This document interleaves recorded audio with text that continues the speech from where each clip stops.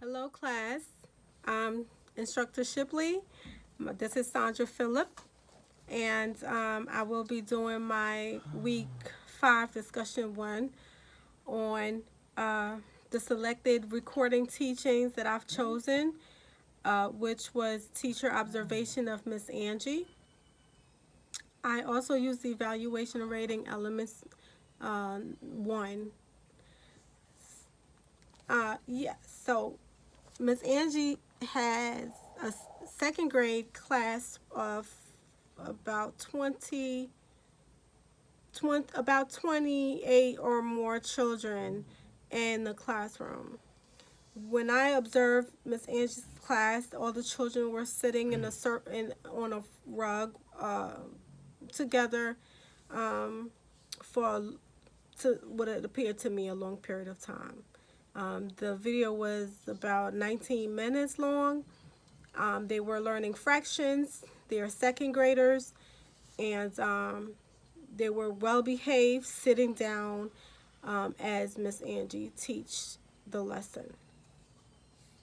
According to the rating elements that I've chosen, Miss Angie's planning and preparation would need improvement because I noticed that when she began to teach the lesson and she was scrolling up and down on her screen, the screen would froze or she was not able to do it. Now, meanwhile, as she began to figure out what's going on with her screen, the children were sitting down, doing absolutely nothing and just steady waiting on the teacher to get her props or her props and preparation done. Um, uh, that needs a little bit of improvement for me because these are second graders, although they are older children. I still believe that children need to move about and walk around a little bit, stretch their legs. Because they were all bunched up together. Even though they were spaced a little bit behind one another, in which looked like a military sit down style to me, but that needed improvement. I also observed that her Miss Angie's lesson um, did provide the instructions and the developmental levels and is developmentally appropriate. She used the developmental appropriate practice for her as she teach fractions to her second graders. I totally agree with her lessons, and they were age appropriate. And although the children were sitting down in a group style, they were very attentive to the lesson. Ms. Angie's introduced the lesson, and she did engage the children and excited and provide background on what they will be learning. What stuck out to me is that she uses sign language in teaching fractions. Yes and no, and the children were able to mimic her as she count 1, 2, 3, 4, the pies and the numerator, the denominator. So the children were engaged in that aspect. She closes the lesson with a review. I did not see that. I would love to see the lesson close with a review. That's definitely need improvement from that aspect. The learning climate.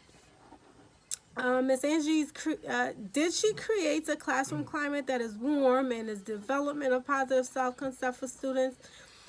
Um, it needs improvement. Although they're second graders and they're a little older than preschools, these children do need more classroom climate, more lighting. It's a lot of information on the board. It's a lot of information. Knowing me, I'm a visual learner and hands-on, so to it's it would get a little chaotic for me, and I would just not wondering what's going on in the classroom. It's just a lot. It's too much going on in terms of what's on the wall, what's on the board, and the words and numbers all crunched up together. I believe it needs a little bit more improvement. Um, did she present the lesson in such a way to encourage the children and critical thinking skills? Yes, she did. And I appreciated that with Miss Angie, by using pizza as a pie, different things that age group might like in order to introduce the lesson, math, the concept of math and fractions and numbers. She demonstrates competency of the content being taught by having different slides and having the children one at a time to come up to demonstrate what she taught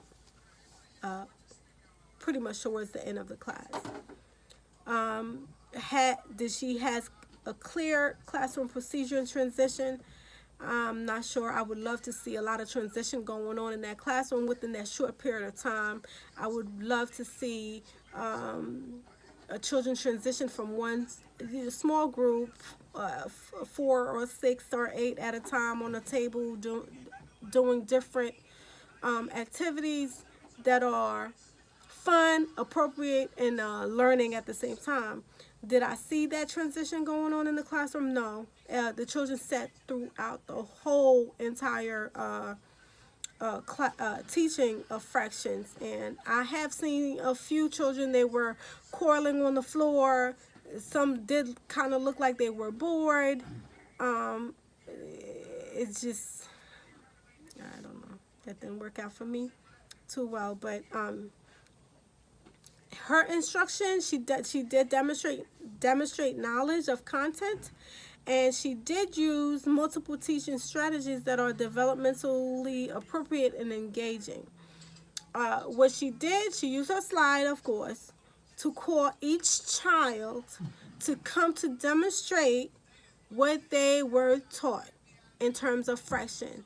1/3, 2/3, 4/5, and color the numerator, and then to figure out how many pieces of the pie were eaten out or taken out.